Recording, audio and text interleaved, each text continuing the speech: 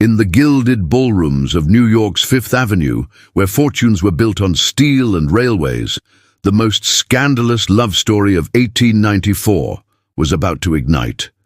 Imagine a widowed steel magnate, a housekeeper with secrets buried deeper than a coal mine, and a choice that would rattle high society to its core. Welcome to a world of glittering chandeliers and marble staircases, where one wrong move could shatter a family's legacy.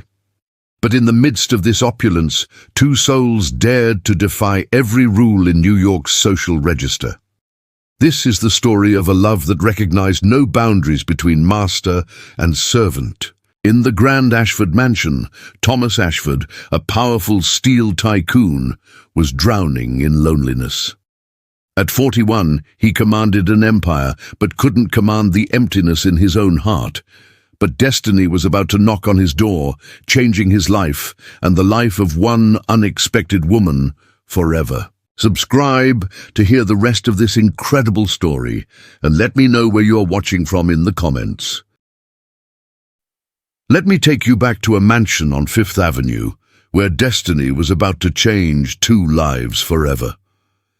The Ashford mansion stood like a monument to American ambition, its limestone facade stretching an entire city block along Fifth Avenue.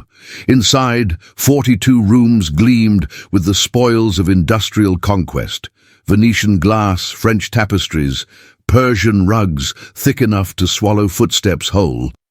But for all its grandeur, the house felt hollow, echoing with the absence of joy. Thomas Ashford III stood at the window of his study on that crisp October morning, watching carriages parade past like soldiers in formation. At 41 years old, he commanded a steel empire that employed thousands, yet he could not command the loneliness that had settled into his bones like winter frost. 3 years had passed since pneumonia claimed his wife Catherine, leaving him with a 7-year-old daughter and a mansion that felt more like a mausoleum than a home. "Mr. Ashford, your morning correspondence, sir," came a soft voice from the doorway. He turned to find Eleanor Morrison, his head housekeeper, standing with perfect posture, a silver tray balanced in her gloved hands. She was 32 years old, though her face held a timelessness that made age irrelevant. Auburn hair pulled back in a severe bun, grey uniform pressed to perfection, eyes the colour of storm clouds over the Atlantic. She had worked in his household for 2 years, managing his staff with quiet efficiency that bordered on the miraculous. "Thank you, Mrs. Morrison," he said, using the courtesy title given to all housekeepers, married or not. He had learned long ago not to ask about her past. Good help was difficult to find, and Eleanor Morrison was exceptional. She placed the tray on his mahogany desk, her movements precise as clockwork. "Cook wishes to know your preference for tonight's dinner. The Vanderbilts are sending their regrets for Thursday's soirée, and little Miss Grace is asking if you might read to her before bedtime tonight." Thomas felt the familiar pang of guilt. His daughter, 7 years old and already growing up in his absence, raised more by servants than by her own father. Business consumed him, yes, but if he were honest, business also protected him from the raw wound of grief that still refused to heal. "Tell Cook whatever she deems appropriate. Send regrets to the Astors for Friday as well. And yes," he paused, meeting Eleanor's steady gaze, "tell Grace I will be there at 8 o'clock sharp." Something flickered in Eleanor's eyes. Approval, relief. It vanished before he could identify it. "Very good, sir. Will that be all?" "That will be all." She turned to leave, her footsteps silent on the Turkish carpet. Thomas found himself watching her retreating figure, noting not for the first time the grace in her movements, the dignity in her bearing. Eleanor Morrison carried herself like someone who had known better days and learned to hide that knowledge well. Downstairs, in the servants' quarters tucked beneath the grand staircase, Eleanor finally allowed herself to breathe. Her hands trembled slightly as she removed her gloves, a tremor she permitted only in private. 2 years she had worked in this house, 2 years of invisibility, of careful mediocrity designed to attract no attention beyond competence. "Mrs. Morrison, the new scullery maid has broken another teacup," announced Sarah, the parlour maid, her face flushed with exasperation. "That's the third this week." Eleanor smoothed her apron, composing her features into the mask of calm authority that had become second nature. "Then we shall deduct it from her wages and provide additional training. Has the silver been polished for tonight's service?" "Yes, ma'am, but Mrs. Bennet from the kitchen says we're short on—" "I will handle Mrs. Bennet. You focus on ensuring the drawing room is prepared. Mr. Ashford may receive visitors this afternoon." As Sarah hurried away, Eleanor caught her own reflection in the polished silver service. The woman, staring back, bore little resemblance to Eleanor Hartwell, daughter of a once prosperous Virginia textile merchant, graduate of Miss Porter's finishing school, former debutante who had danced at cotillions wearing Worth gowns. That woman had died the same night her father put a pistol to his head after losing everything in the panic of 1893. Eleanor Morrison, housekeeper, was who remained, and she intended to keep it that way. That evening, Thomas climbed the stairs to his daughter's room with steps that felt heavier than usual. Business had gone well today. A new contract with the Pennsylvania Railroad, expansion plans for the Pittsburgh foundry, profit margins that would make his board of directors delirious with satisfaction, yet none of it filled the emptiness. He found Grace already in her nightgown, her dark curls spread across the pillow like spilled ink. Eleanor stood beside the bed, a storybook in her hands, her voice soft as she read about a princess in a tower. "Papa!" Grace sat up, her face illuminating with pure joy that pierced Thomas's heart.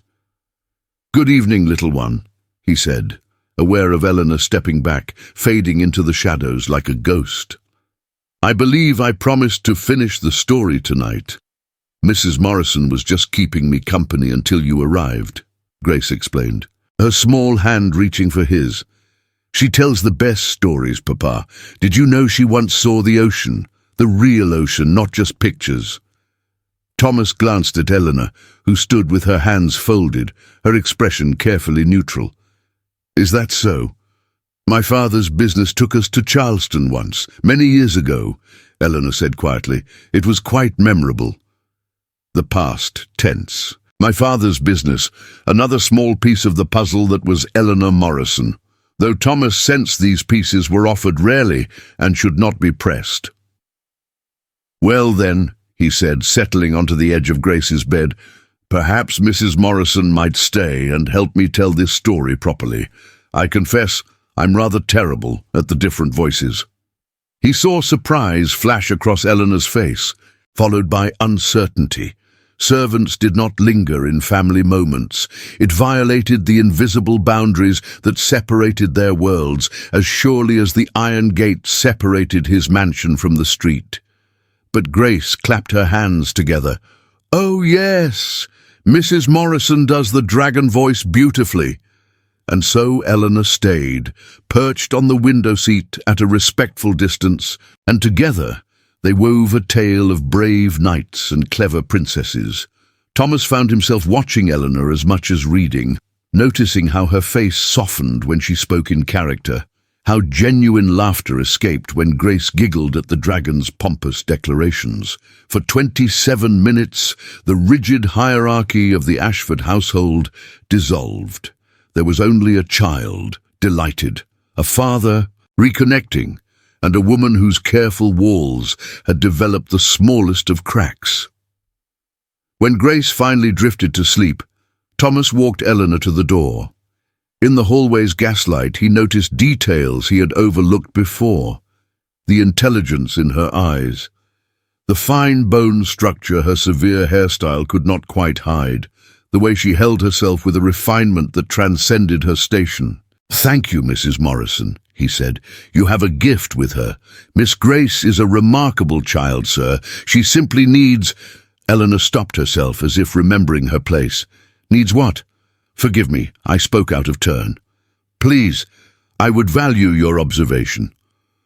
Eleanor met his eyes directly, and Thomas felt something shift in the air between them, like the moment before lightning strikes. She needs to know her father sees her, not just at bedtime, but in the small moments. The way she arranges her dolls shows remarkable organizational thinking. Her questions about your business reveal a mind hungry for knowledge. She is 7 years old, Mr. Ashford, but she will not be 7 forever. The words should have felt like criticism. Instead, they felt like truth, delivered by someone who actually cared. "You are quite right," Thomas said softly. "Thank you for your honesty." Eleanor curtsied slightly, the housekeeper mask sliding back into place. "Good night, sir." But as she descended the servants' stairs, Thomas remained in the hallway, aware that something had changed. The house felt less empty, and Eleanor Morrison had become considerably more than just exceptional help. In her small room beneath the eaves, Eleanor sat on her narrow bed and allowed herself 5 minutes of weakness. 5 minutes to remember who she had been. 5 minutes to acknowledge the dangerous warmth that had bloomed in her chest when Thomas Ashford looked at her with genuine gratitude. Then she locked those feelings away in the same place she kept her real name, her real past, and the shame of her family's ruin. She was a housekeeper. He was a millionaire. The distance between them was measured not in floors of a mansion, but in unbridgeable chasms of class and propriety. This was her life now, safe, anonymous, survivable. She would not risk it for anything, not even for the way his eyes had softened in the lamplight, as if seeing her for the first time, not even for that. The following weeks brought an autumn unlike any Thomas could remember. Colours seemed more vivid, sounds more distinct, as if someone had polished the lens through which he viewed his world. He told himself it was simply the joy of reconnecting with Grace, of being present in his daughter's life instead of merely providing for it. But he knew the truth lived elsewhere. It lived in the way he found himself listening for Eleanor's footsteps in the hall, in how he timed his morning coffee to coincide with her rounds supervising the household, in the completely unnecessary questions he invented just to summon her to his study. "Mrs. Morrison, regarding the arrangements for the charity gala next month." She would appear, composed and professional, and he would lose his train of thought, watching lamplight catch the auburn in her hair. "Sir, yes, the gala. I trust you have everything well in hand." "Of course, sir. The invitations have been sent, the menu approved, the ballroom scheduled for decoration on the 28th. Will there be anything else?" There was always something else. Some trivial detail he needed clarified, some household matter requiring her expertise. Eleanor never showed impatience, but Thomas caught the way her eyes sometimes studied him, as if she were trying to solve an equation that refused to balance. The shift happened gradually, then suddenly. It was Grace who unknowingly became their bridge. The child adored Eleanor with uncomplicated devotion, and Thomas found himself increasingly included in their small moments. Reading lessons in the library where Eleanor's knowledge of literature far exceeded what any housekeeper should possess. Walks in Central Park where Eleanor's observations about the changing leaves revealed an artistic sensibility at odds with her station. Music appreciation in the drawing room where Eleanor's fingers on the piano keys spoke of years of expensive instruction. "Where did you learn to play like that?" Thomas asked one afternoon, the question escaping before discretion could stop it. Eleanor's hands stilled on the keys. "My mother insisted on proper education, sir, before. Circumstances changed." Circumstances. That careful word concealing an entire universe of loss. Thomas recognized it because he used similar words to describe the void Catherine's death had created. "I understand something of changed circumstances myself," he said quietly. For the first time, Eleanor looked at him not as an employer, but as a fellow survivor. The moment stretched between them, fragile as spun glass. "Yes," she said finally, "I believe you do." Grace, oblivious to the undercurrent, tugged on Eleanor's sleeve. "Play the one about the nightingale. Papa, you must hear this one." And the spell broke, as it always did, leaving Thomas wondering if he had imagined the connection entirely, but he had not imagined it. Eleanor felt it too, this dangerous pull that defied every rule she had built her new life upon. She began volunteering for tasks that took her away from the main house, accepting overtime work in the linen closets, finding reasons to send other servants when Thomas requested her presence. It was not enough. One evening in early November, Thomas found her alone in the conservatory, tending to the orchids that had been Catherine's passion. The plants had been neglected since his wife's death, but someone had recently begun nursing them back to health. "You've been caring for them," he said from the doorway. Eleanor startled, nearly dropping her watering can. "I apologize, sir. I should have asked permission. It seemed a shame to let such beautiful things wither from mere neglect."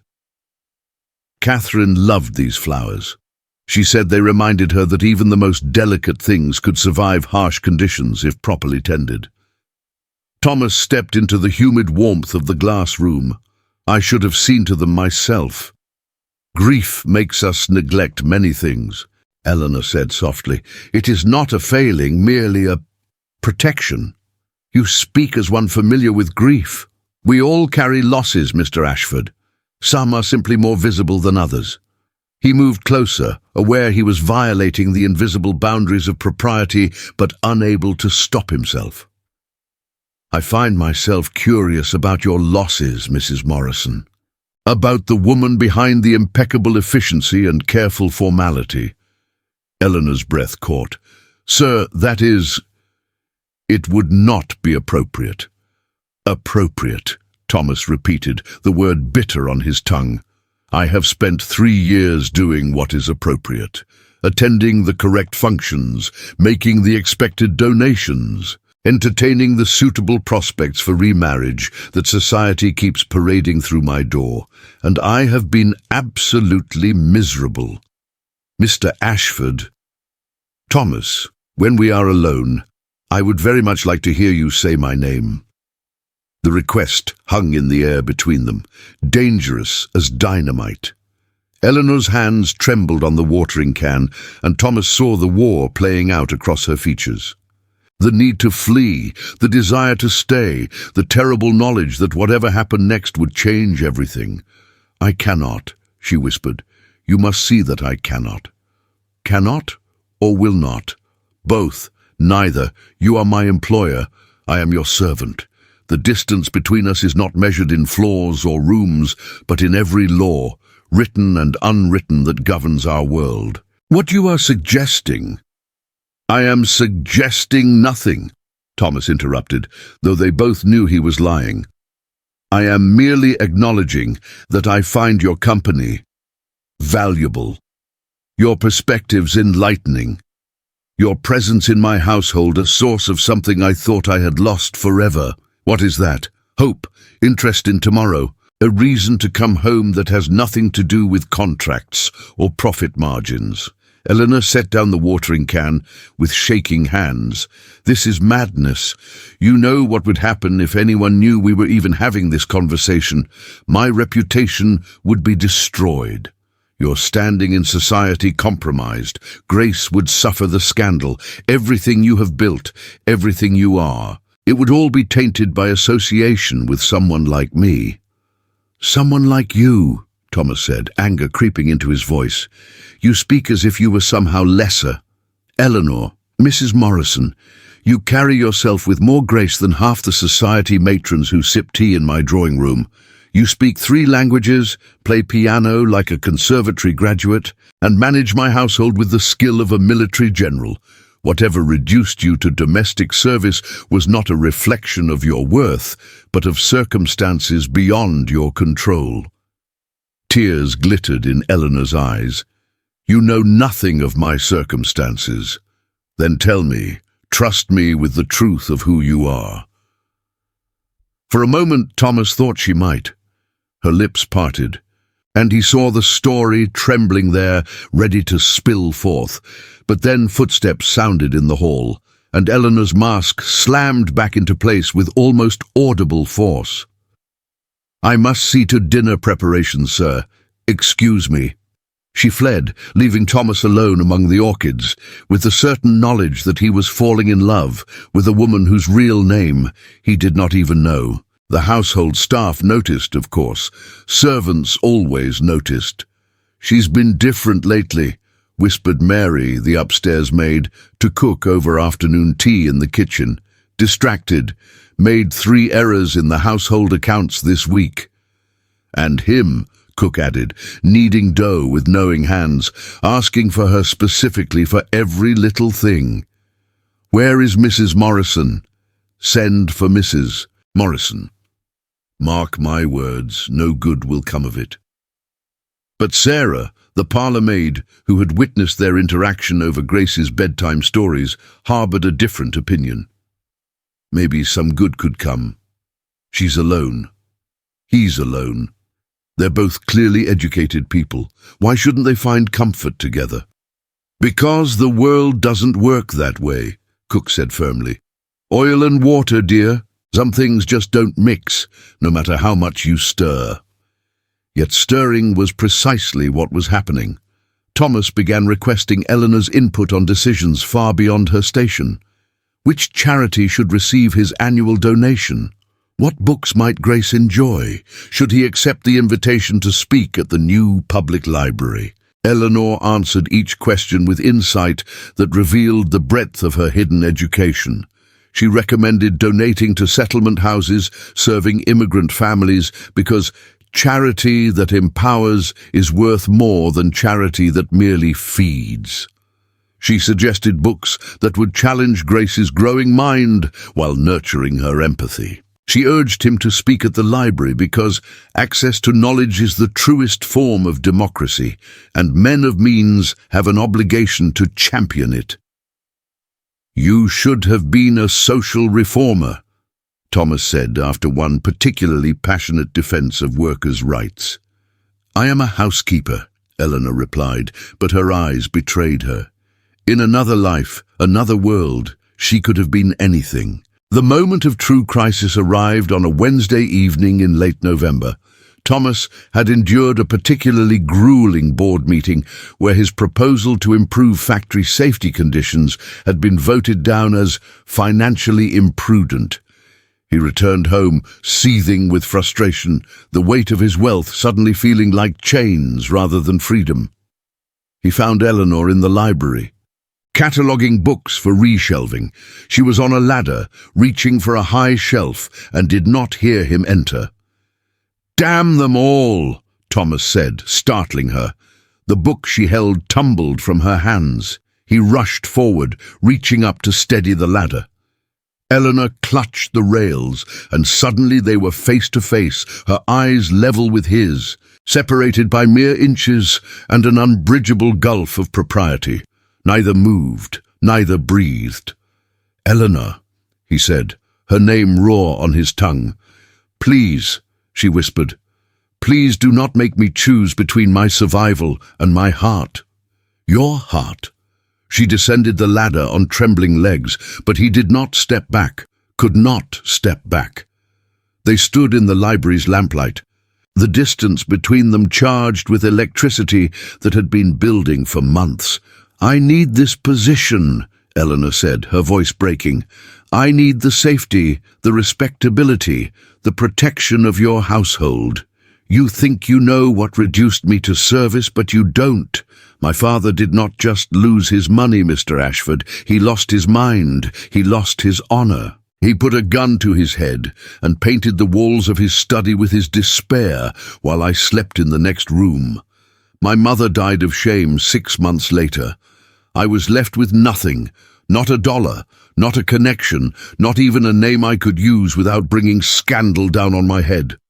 Thomas felt his heart shatter. "Eleanor, no, you need to hear this. I survived by becoming someone else. Eleanor Morrison is a fiction, a ghost, a woman with no past because Eleanor Hartwell's past would make me unemployable, anywhere respectable. I have spent 2 years building a life where I am safe, where I can sleep without fear of debtors or shame or exposure. And you, God help me, you are the kindest man I have ever known. And being near you makes me feel like a person again, instead of a servant. And that terrifies me more than anything, because I cannot afford to be a person. I can only afford to survive. She was crying now, proper composure shattered. And Thomas did what every rule of society said he should not. He pulled her into his arms and held her while she wept. "Listen to me," he said fiercely. "Your father's choices do not define you. Your family's ruin does not diminish your worth. And Eleanor Hartwell, or Eleanor Morrison, or whoever you choose to be, you are the most remarkable woman I have ever met.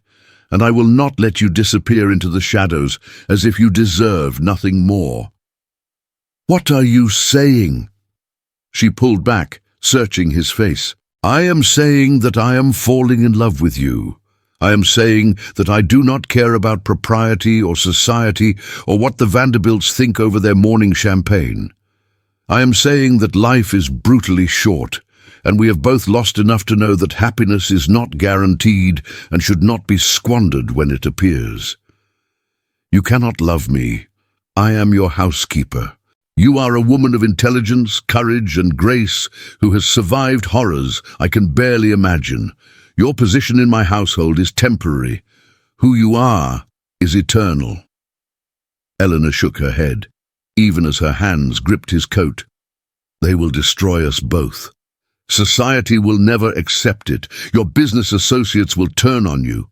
Grace will be ostracized. Everything you have built means nothing without joy, means nothing without love, means nothing if I spend the next 40 years growing old and bitter in a house full of everything except what matters." He cupped her face in his hands, thumbs wiping away her tears. "I am not asking you to choose between survival and your heart. I am offering you both. Marry me, Eleanor, not as my housekeeper, but as my wife. As Grace's mother, as my equal in every way that matters." "You are insane," she breathed. "Probably. Does that change your answer?" For a long moment, Eleanor simply stared at him. Then, slowly, a smile broke across her tear-stained face like sunrise after a storm. "My father used to say that fortune favors the bold," she whispered, "and I have been invisible for far too long. Is that a yes?" "It is a terrified, reckless, probably disastrous yes, but yes." Thomas kissed her then, in the library surrounded by books, and it felt like coming home after a long exile. It felt like choosing life over mere existence. It felt like the beginning of something that would require more courage than either of them possessed alone. But together, they might just survive the storm that was coming. If this story is resonating with you, if you're feeling the hope and tension building, click that like button right now. Let me know you're invested in Thomas and Eleanor's journey. News of Thomas Ashford's engagement spread through New York society like fire through dry timber. Within 48 hours, every drawing room from Washington Square to Fifth Avenue buzzed with the scandal. A steel magnate, a housekeeper. It was the kind of story that made matrons clutch their pearls and men shake their heads over brandy and cigars. But Thomas had expected the reaction. What he had not anticipated was the coordinated nature of the assault. It began with his business partners. Harold Templeton, his second-in-command at Ashford Steel, arrived at the mansion on a Friday morning, his face grave as a funeral director. "Thomas, the board is in an uproar. Vanderbilt called an emergency meeting. They are saying you have lost your mind, that you are being manipulated by an opportunistic woman with designs on your fortune." Thomas poured whiskey, though it was barely 10 o'clock. "And what do you say, Harold?" "I say I have known you for 15 years and have never seen you act irrationally. But I also say that perception matters in business. Our stock price has already dropped 3 points since the announcement. Investors are nervous. They are wondering if this unconventional choice indicates instability in your judgment. My judgment in choosing a wife has nothing to do with my ability to run a steel company. You know it is not that simple. Harold accepted the whiskey, his hands steady. There is also the matter of Eleanor's background, or rather, the lack of verifiable background. No one can find records of an Eleanor Morrison prior to her employment in your household. It is as if she appeared from thin air 2 years ago. Thomas felt ice in his veins. What are you suggesting? I am suggesting that before you marry this woman, you might want to know exactly who she is. For your protection, for Grace's protection, for the protection of everything you have built.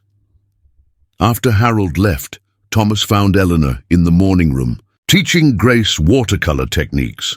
The sight of them together, his daughter laughing, Eleanor's patient guidance, only strengthened his resolve. But that evening, when they were alone, he broached the subject gently. Eleanor, Harold Templeton mentioned that no one can verify your background before you came to work here. I assured him it did not matter, but it does matter. Eleanor finished, setting down her teacup with precise care. I told you my real name is Eleanor Hartwell. My father was James Hartwell of Hartwell Textiles in Richmond. You can verify everything I told you. The business failure, the suicide, my mother's death. It will all be there in newspaper archives and bankruptcy records. I believe you, but society will demand proof, and they will use any inconsistency to hurt us. Hurt you. Eleanor's smile was bitter. I changed my name because I needed employment, and the Hartwell name was poison. I created Morrison from my mother's maiden name. I have no criminal past, no secret husband, no dark conspiracies. Just shame I was trying to outrun. There is no shame in survival. Tell that to the women who will cut me in the street, to the men who will assume I seduced you for your money, to the children who will torment Grace on the playground. Eleanor's voice cracked. Thomas, I love you. God help me, I do. But loving you does not make me blind to what this will cost. He pulled her close, breathing in the lavender scent of her hair. Then we face the cost together, and we build something new from the ashes of their judgment. But the judgment was swift and merciless. Mrs. Reginald Vanderbilt withdrew her invitation to the Christmas gala. The Astors struck Thomas from their calling list. Business associates who had been friends for decades suddenly had prior commitments when he extended invitations. Letters arrived daily, some concerned, others openly hostile, all questioning his sanity. The most devastating came from Catherine's sister, Margaret, written in handwriting that shook with rage. You dishonor my sister's memory by elevating a servant to her place. Grace deserves a mother of breeding and refinement, not some opportunistic woman of questionable origins. If you proceed with this madness, you will never see your daughter in this house again. Eleanor found him burning the letter in his study fireplace. How bad? She asked quietly. They are coming for us from every direction. Thomas watched the paper curl and blacken. Society, business, even family. Then perhaps we should. No. He turned to her, fierce determination in his eyes. I will not let them win. I will not let them make us ashamed of choosing happiness over their approval. Even if it costs you everything, you are not everything. You are the only thing. But Eleanor knew that love, however powerful, could not shield them from the machinery of social destruction already in motion, and the person operating that machinery was far more dangerous than either of them realized. Reginald Blackwood had built his reputation as a society lawyer by protecting old money from new money, by maintaining the boundaries that kept the worthy separate from the climbing masses. When he learned that Thomas Ashford, whose late wife had been Reginald's cousin, intended to marry a housekeeper of dubious origins, he saw both an insult to his family and an opportunity. Blackwood was 53 years old, silver-haired, imperious, and utterly convinced of his own righteousness. He had loved Catherine Ashford from afar for years, content to worship her from the safe distance of familial connection. Her death had devastated him. The thought of her being replaced by a servant filled him with fury that bordered on obsession. He began his campaign methodically. First, he hired private investigators to dig into Eleanor Morrison's past. When they found the Hartwell connection, he smiled. Bankruptcy, suicide, scandal, perfect ammunition. Next, he approached the board of Ashford Steel with carefully crafted concerns.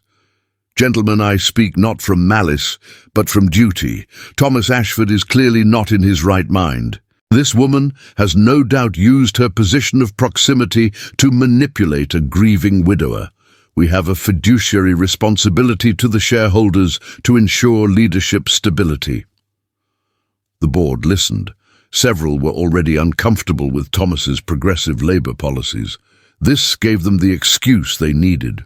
Within a week, Blackwood had organized a coalition. Business leaders, society matrons, even clergy, convinced they were saving an innocent child from an unsuitable stepmother. The attack came from multiple fronts simultaneously. On a Monday morning, the New York Tribune published an exposé. Steel Baron's shocking romance, Ashford to marry servant of questionable background. The article detailed Eleanor's name change, her father's suicide, her mother's death from shame and despair.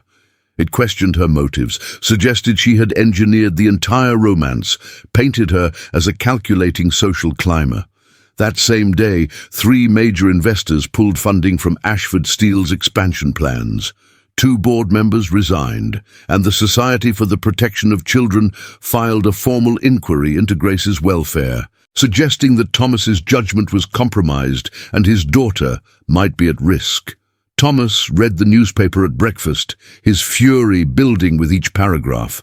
Eleanor sat across from him, face pale, hands folded in her lap with preternatural calm. "They have made me a villain," she said quietly, "a predator, a woman who seduced her employer for financial gain. It is lies, all of it. Is it? I did change my name. My father did commit suicide. I am marrying a millionaire while working as his housekeeper. The facts support their narrative, even if the truth does not." Grace appeared in the doorway, her face tear-stained.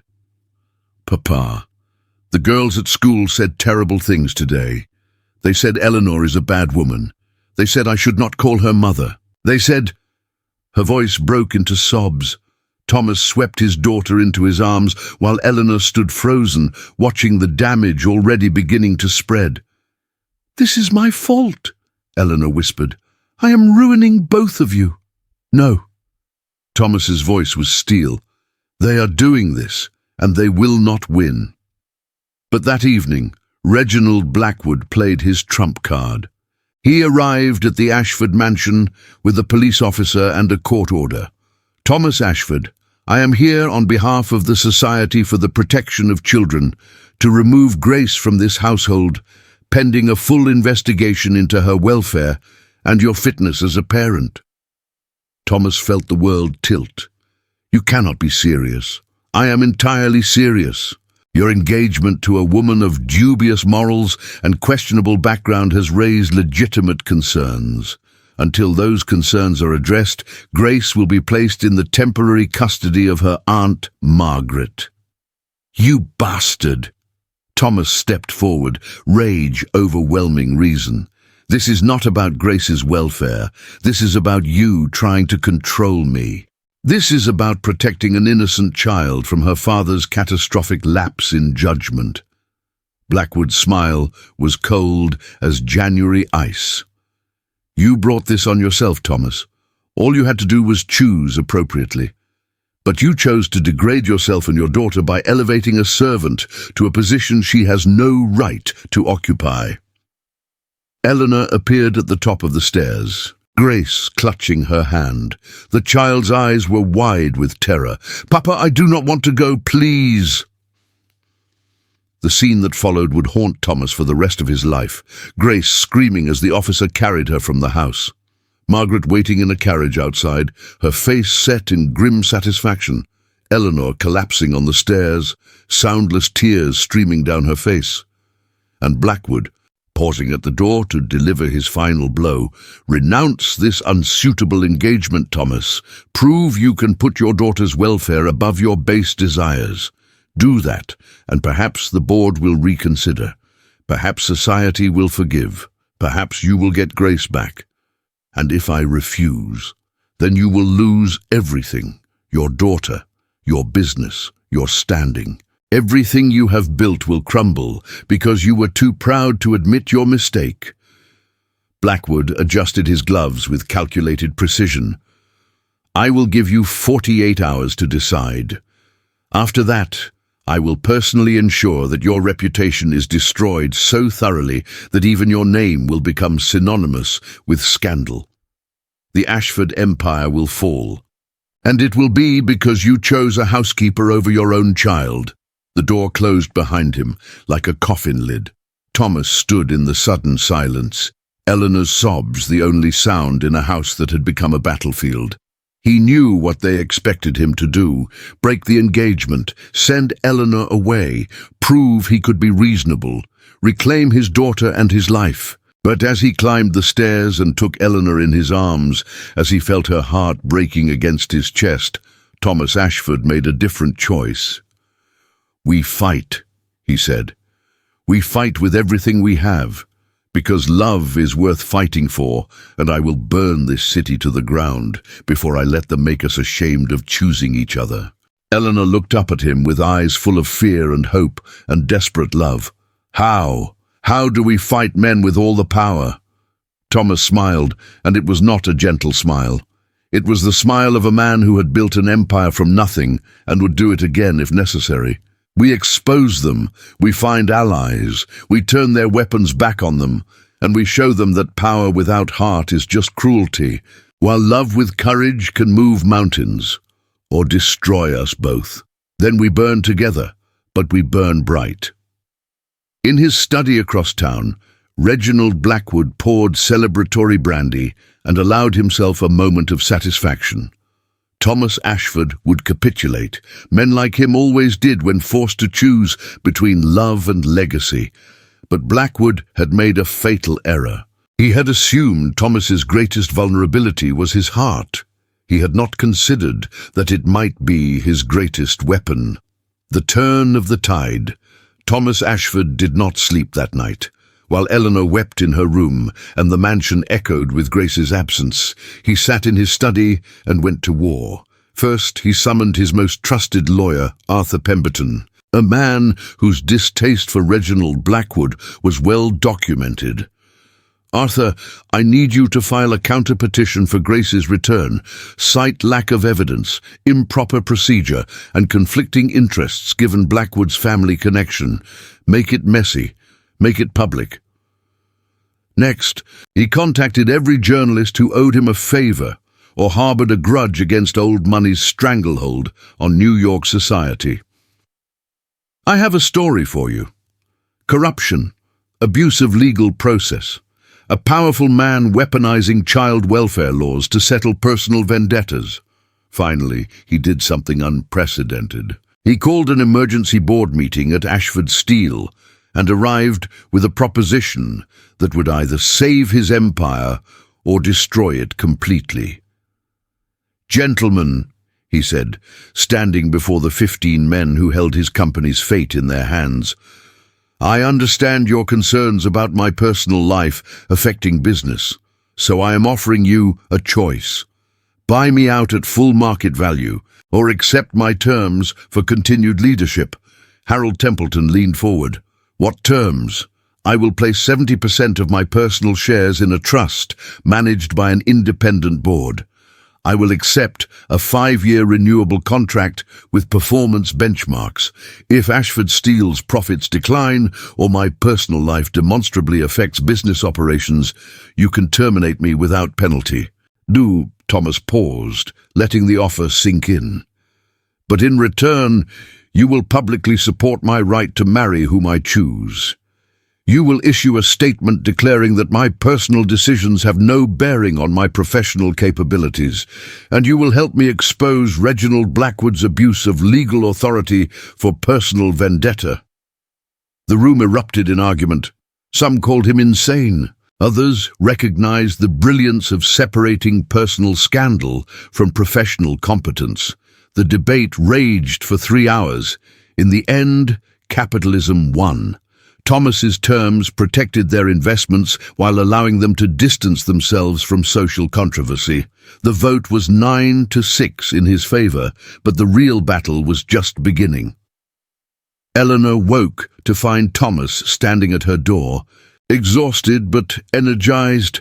"Get dressed. We have appointments." "Appointments? We are going to fight back, and we are going to do it in the most public way possible." Their first stop was the New York Tribune, the same newspaper that had published the damaging exposé. Thomas walked into the editor's office and laid out a deal. "You want to sell newspapers? Give me a full interview. Let me tell our side of the story. Eleanor's real background, my genuine feelings, the truth about Blackwood's manipulation of child welfare laws." The editor, Jonathan Reeves, was a pragmatist. "And why should I believe this is not just a wealthy man trying to buy his way out of scandal? Because I am not buying anything. I am offering you access, complete access. Interview my servants. Investigate Eleanor's past. Talk to the child welfare workers who have actually visited my home and found zero evidence of improper environment. Give your readers the whole story, not just the sensational parts." Eleanor, who had been silent until now, spoke up. "And interview me. Let me face their judgment directly instead of hiding behind Thomas's protection." Reeves studied her with journalist's eyes. "You understand this could make things worse, that society will crucify you for speaking publicly about matters that proper women do not discuss." "I stopped being a proper woman the day my father put a gun to his head and left me with nothing but shame and survival instincts," Eleanor said quietly. "I have been silent and invisible for 2 years. It has not protected me. Perhaps the truth will." The interview was published 3 days later as a full-page spread.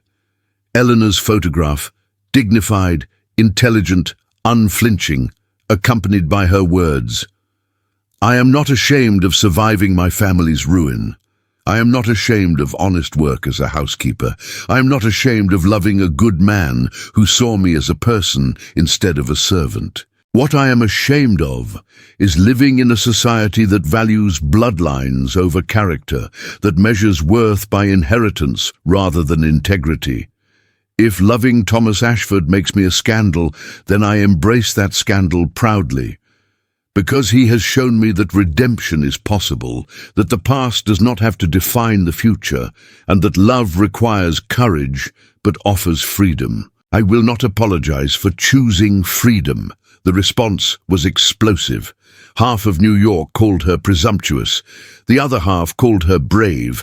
But everyone was talking, and in the court of public opinion, visibility mattered.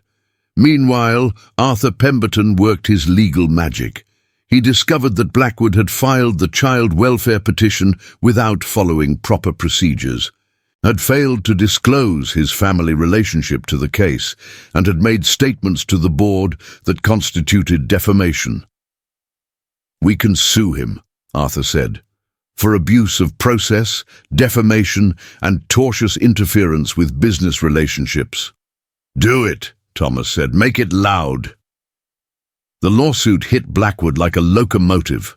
Suddenly, he was the one defending himself in newspapers, explaining why his actions were not personal vendetta, but legitimate concern.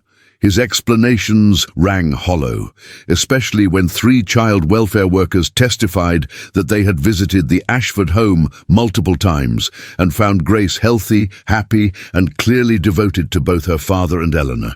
The tide was turning, but slowly, too slowly. Grace remained with her Aunt Margaret, who refused all of Thomas's attempts at contact.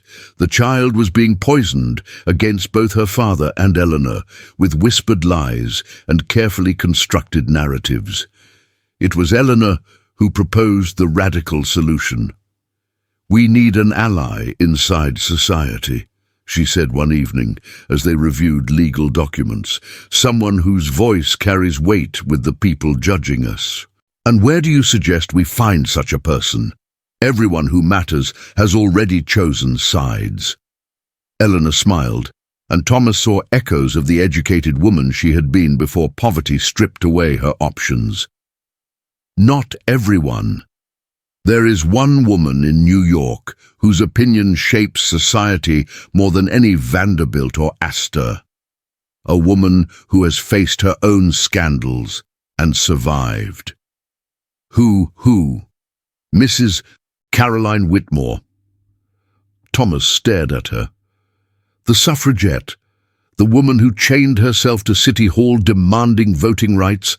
Eleanor, she is persona non grata in every respectable drawing room in the city." "Exactly. Which means she has nothing to lose and everything to gain by championing our cause. She has been fighting class barriers and social hypocrisy for 20 years.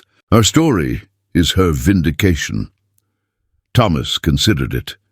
Caroline Whitmore was indeed controversial, a wealthy widow who had scandalized society by dedicating her fortune to women's rights, labor reform, and social justice. She ran settlement houses, funded schools for immigrant children, and wrote scathing editorials about the moral bankruptcy of the upper classes. She was also formidable, fearless, and commanded the loyalty of thousands of working-class New Yorkers and progressive thinkers. "It is brilliant," Thomas admitted, "but will she agree to help us? There is only one way to find out." Caroline Whitmore received them in her brownstone on the Lower East Side, surrounded by books, petitions, and the organized chaos of a woman running multiple reform movements simultaneously. She was 60 years old, silver-haired, sharp-eyed, and radiated an energy that made everyone around her feel slightly inadequate. "Mr. Ashford," she said, gesturing them to seats that had seen better days, "I have been following your scandal with great interest. You have managed to offend nearly everyone who matters in this city." "That was not my intention." "Perhaps not. But you have done something far more valuable. You have exposed the rot at the heart of our social system." She turned her penetrating gaze on Eleanor. "And you, my dear, you have committed the unforgivable sin of rising above your station through merit rather than marriage or inheritance." "I committed the sin of falling in love with my employer," Eleanor said quietly. "Everything else is merely consequence." Caroline laughed, a sound like wind chimes in a storm. "Honest, I appreciate that. So tell me, what do you want from me?" Thomas leaned forward. "Your voice, your platform.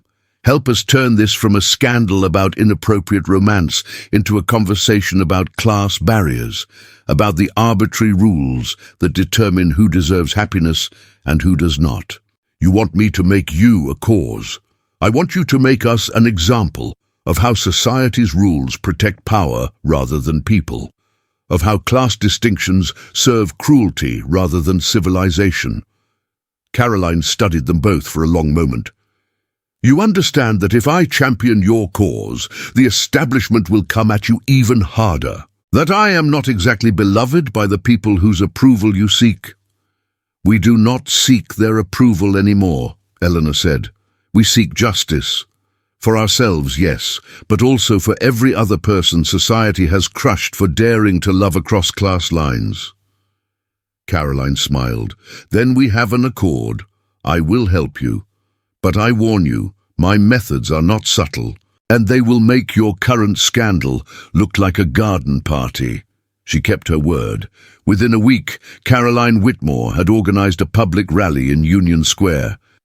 "Justice for love, justice for all," read the banners. Thousands attended, workers, immigrants, women, progressive thinkers, all united behind the idea that Thomas and Eleanor represented something larger than themselves. Caroline spoke with fire and passion. They tell us that a millionaire cannot love a housekeeper, that such unions violate natural order. But what is natural about a system where an accident of birth determines your worth, where a man's money matters more than his character, where a woman's pedigree counts more than her intelligence? Thomas Ashford and Eleanor Hartwell.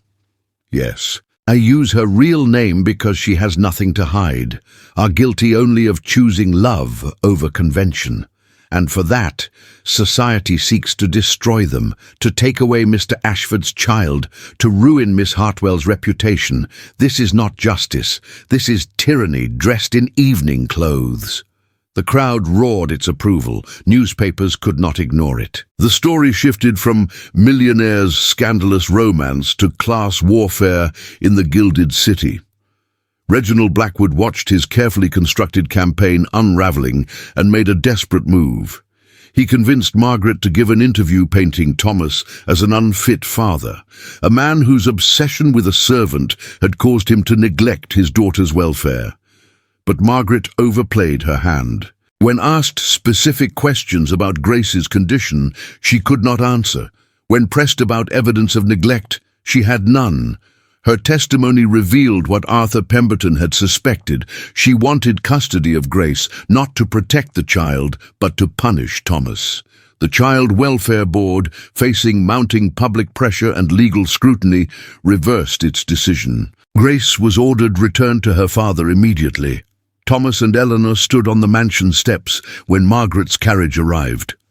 Grace flew from the vehicle before it fully stopped, running into her father's arms while sobbing his name. "Papa! Papa! I missed you. They said terrible things, but I did not believe them. I knew you would come for me." Thomas held his daughter while tears streamed down his face.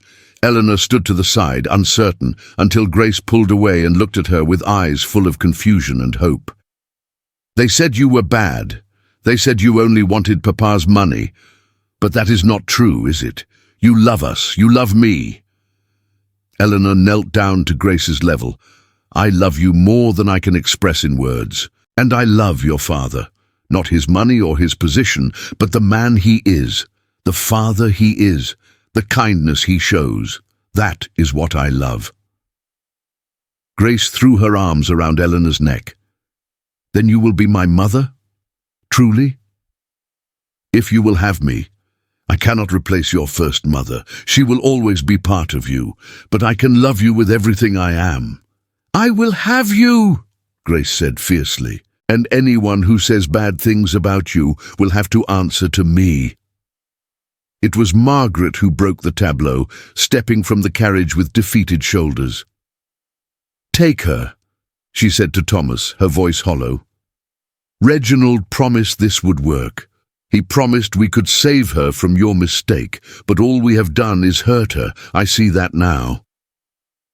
"You could have trusted me," Thomas said quietly. "You could have believed that I would never harm my own daughter. I could not see past my grief for Catherine, past my anger that you were moving on while she remained dead." Margaret's eyes were red. "I am sorry, Thomas. I am truly sorry." It was not forgiveness, not yet, but it was a beginning. That evening, with Grace safely asleep in her room, Thomas and Eleanor stood on the mansion's balcony overlooking Fifth Avenue. The city glittered below them, indifferent to their drama, eternal in its pursuit of power and pleasure. "We won," Eleanor said, though her voice held more exhaustion than triumph. "We survived the first battle," Thomas corrected. "Society has not forgiven us. Blackwood has not given up. The board supports me for now, but they are watching, waiting for me to fail." "Then what do we do?" Thomas turned to her, taking both her hands in his. "We live authentically. We build a life based on love instead of approval. We show Grace that courage matters more than convention. and we prove every single day that we made the right choice. Even if society never accepts us? Especially then. Because our happiness is not contingent on their approval, it never was. Eleanor leaned into him, and they stood together watching the city that had tried to break them and failed. Somewhere below, Reginald Blackwood was plotting his next move. Somewhere in the shadows, society was sharpening its knives, but on that balcony, in that moment, two people who had found each other across impossible distances chose to believe that love was worth every battle, and perhaps in the end, that was the only victory that mattered. This is the moment we have been building toward, love refusing to bow to power. If you believe in their fight, if you want to see how this story ends, subscribe to this channel right now so you do not miss what happens next. Click that red button. Join us. The wedding took place on a snowy December morning in 1894, not in the grand cathedral Thomas's first marriage had occupied, but in the drawing room of Caroline Whitmore's brownstone, witnessed by 24 carefully chosen guests who represented not society's elite, but its conscience. Eleanor wore a simple cream-colored dress, no veil, no elaborate train, just elegant lines and quiet dignity. Grace stood beside her as flower girl, beaming with pride. Thomas wore his finest suit, but no pretense, no armor against judgment. The ceremony was performed by a Methodist minister who had been thrown out of his Fifth Avenue church for preaching against economic inequality. His words were not about obedience and submission, but about partnership and courage. "Marriage," he said, "is not the joining of two people of similar station. It is the fusion of two souls brave enough to choose each other, despite a world that demands they choose differently. Thomas and Eleanor, you have faced more in 3 months than most couples face in a lifetime. You have been tested by society, by law, by loss, and you have emerged not broken but stronger, not separate but united. This is the foundation of a marriage that will last. Not comfort, but courage. Not ease, but earned love." When Thomas kissed Eleanor as his wife, the room erupted in applause that felt like rebellion and redemption combined. The reception was held in the same room, with food prepared not by elite caterers, but by immigrants from the settlement house Caroline funded. Wine flowed, but so did cider and coffee. Conversation ranged from labor rights to literature, from politics to philosophy. It was nothing like the stuffy society gatherings Thomas had endured for years. It was real. It was joyful. It was theirs. "Your wedding is making a statement," Harold Templeton said, approaching Thomas with a champagne glass and a wry smile. "I assume that is intentional." "Everything about our marriage is a statement," Thomas replied. "I am simply choosing to make it on our terms rather than theirs. The board is nervous. Several members feel you are becoming too radical, too aligned with reform movements. Then perhaps they should find a new chairman. Because I have learned something these past months, Harold. I have learned that power without principle is just tyranny, that wealth without compassion is just greed, and that a system that values bloodlines over character deserves to be challenged." Harold studied him. "You are not the same man you were 6 months ago." "No, I am a better one, thanks to her." Thomas looked across the room where Eleanor stood talking with a group of women workers from the garment district, listening with genuine interest to their stories. "She has taught me to see what I was blind to before, that privilege is not a birthright, but a responsibility, that loving her means loving the world she comes from, the struggles she represents." That sounds dangerously close to socialism. That sounds like Christianity actually practiced instead of merely preached, but call it what you will. I am done pretending that making money is the highest calling a man can have. Before Harold could respond, Reginald Blackwood's final attack landed like a bomb. A messenger arrived with a court summons. Blackwood was suing Thomas personally for $1 million, claiming defamation, loss of professional reputation, and emotional distress caused by the public lawsuit and Caroline Whitmore's rally. Arthur Pemberton read the documents and whistled low. This is vindictive and probably groundless, but it will be expensive and time-consuming to fight. Blackwood knows that. He is trying to drain your resources and energy to make being married to Eleanor so costly that you eventually break. But Thomas surprised everyone.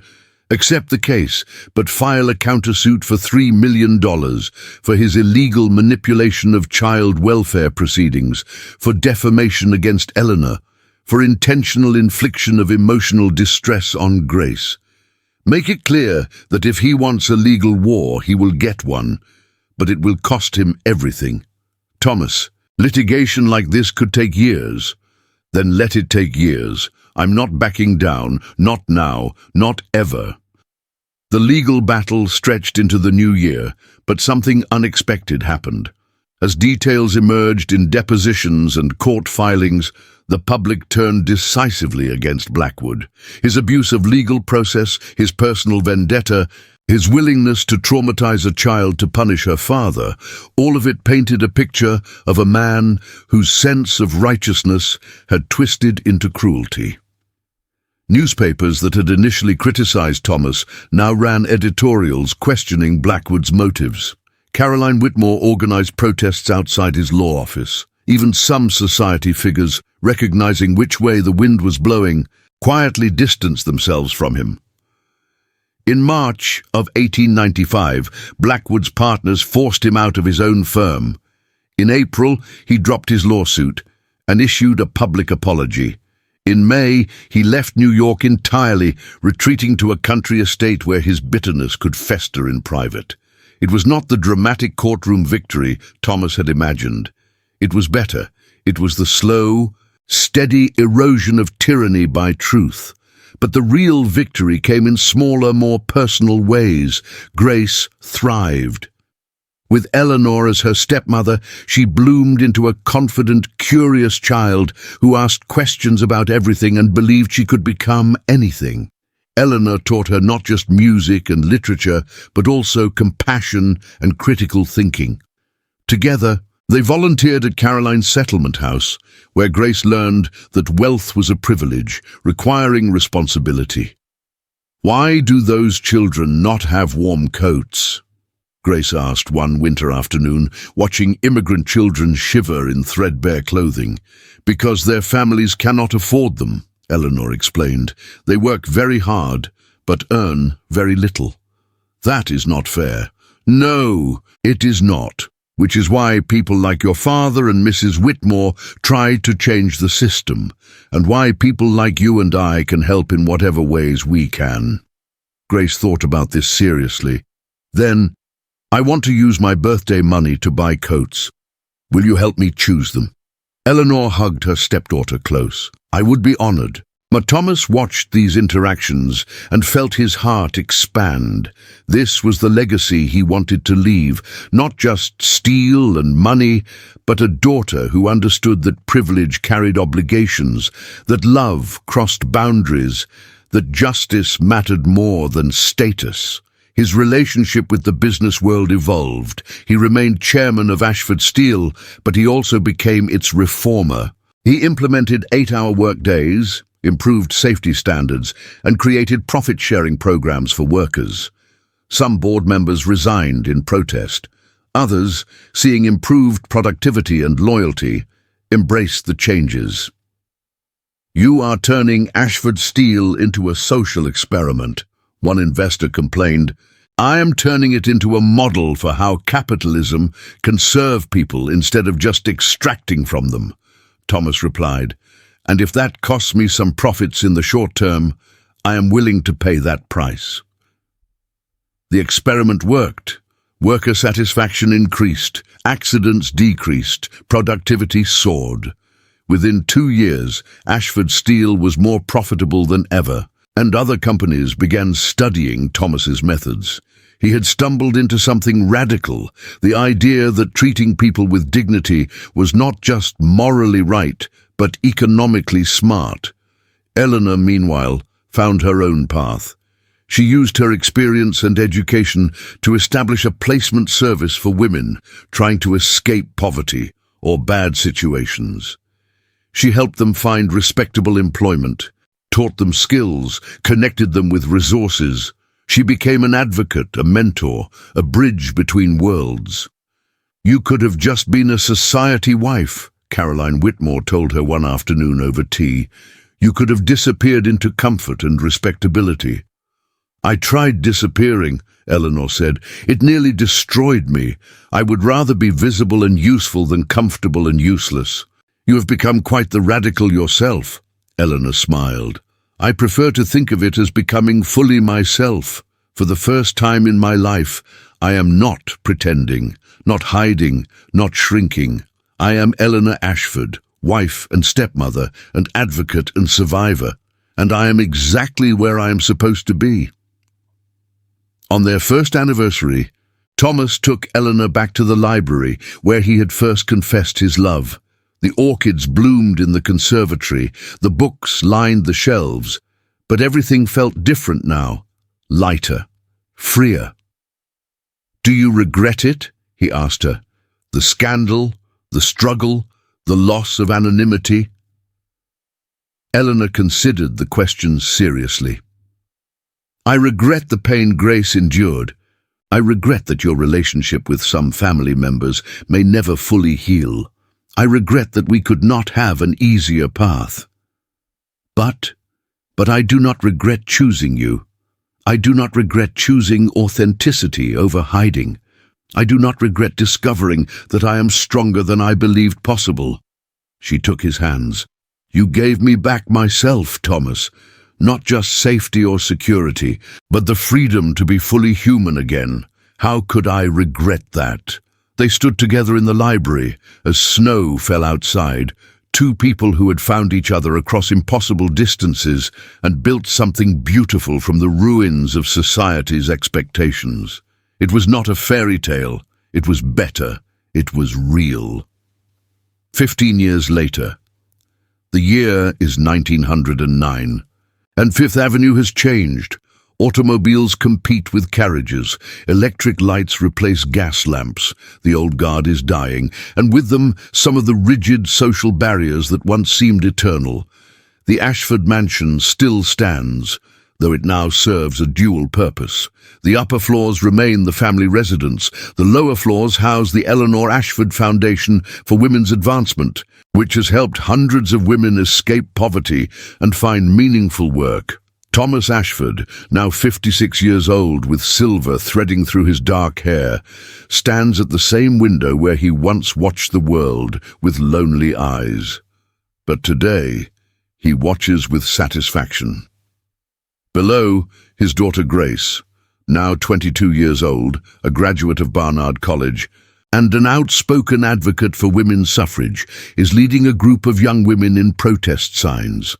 They are preparing for a march demanding voting rights, and Grace has inherited both her stepmother's passion for justice and her father's strategic mind. "She is going to get arrested again," Eleanor says, appearing at Thomas's shoulder. At 47, she has aged gracefully, her auburn hair now streaked with silver, her face showing the lines of a life fully lived. "Probably," Thomas agrees. "Should we intervene?" "Absolutely not. We raised her to fight for what she believes in. It would be hypocritical to stop her now."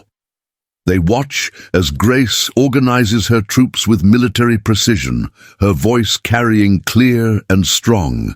"We demand the vote not as a privilege, but as a right. We will not be silent. We will not be invisible." "She sounds like you," Thomas says. "She sounds like us. Your courage, my stubbornness, Caroline's fire. A dangerous combination, the most dangerous kind." Later that evening, after Grace has indeed been arrested and bailed out, for the third time this year, the family gathers for dinner. The table includes not just Thomas, Eleanor and Grace, but also two foster children Eleanor has temporarily taken in, a labour organiser Thomas is mentoring, and Caroline Whitmore, who at 75 shows no signs of slowing down. To rebellion, Caroline toasts, raising her wine glass. May it never become respectable. To family, Grace counters, however we choose to define it. To love, Eleanor adds, her eyes meeting Thomas's across the table, which makes everything else possible. Thomas looks around the table at this strange, beautiful, unconventional family they have built. It is nothing like what society expected of him. It is everything he never knew he needed.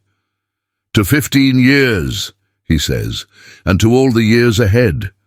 May they be as challenging, as meaningful, and as full of love as the ones we have already lived. Glasses clink. Laughter fills the room. Outside, the city continues its relentless transformation, but inside this mansion-turned foundation, some truths remain constant. Love is worth fighting for. Courage is more valuable than comfort. And the most radical act in a world obsessed with divisions is to choose connection over conformity. Thomas and Eleanor built their marriage not on society's approval, but on mutual respect, shared values, and the daily choice to see each other fully. They faced scandal, judgment, and loss. They survived and thrived. Their legacy is not measured in steel or money, but in the lives they touched, the barriers they challenged, and the daughter they raised to believe that love and justice are not opposing forces, but complementary ones. On a quiet night, 15 years after a millionaire fell for his housekeeper, they sit together in the library where it all began. The orchids still bloom. The books still line the walls, but everything has changed. "Would you do it again?" Eleanor asks, the question playful but serious. "Knowing everything it would cost, everything we would face?" Thomas does not hesitate. "Every single time, in every possible life, I would choose you." "Even if it meant losing everything else?" "You are everything else. The rest is just details." She leans against him, and they sit in comfortable silence. Two people who found each other across impossible distances and refused to let the world tell them it was wrong. Outside, the 20th century beckons with its promise of progress and change. Inside, two hearts beat in rhythm, proof that some love stories are worth every battle. And in a bedroom upstairs, Grace writes in her journal, "Today I was arrested fighting for women's rights. Papa bailed me out. Mama made me promise to be more careful. Then they both told me they were proud. This is what love looks like. Not agreement on everything, but support for becoming who you are meant to be.